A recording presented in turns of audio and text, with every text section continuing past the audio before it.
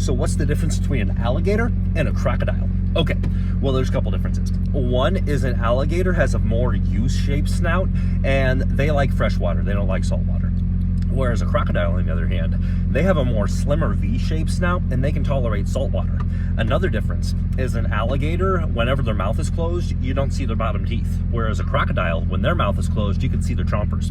And finally, one last difference between the two is how long it takes for one to notice you. After a while, a crocodile will see you, whereas an alligator will see you later.